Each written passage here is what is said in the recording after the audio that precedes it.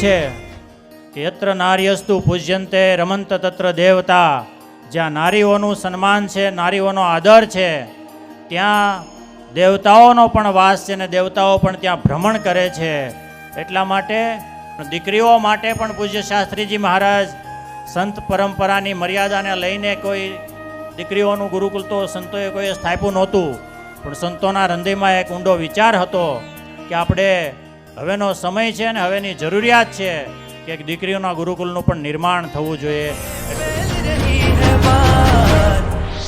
भारत की पहचान गुरुकुल, वेद विद्याओं का गान गुरुकुल, जीवन मूल्य का ज्ञान गुरु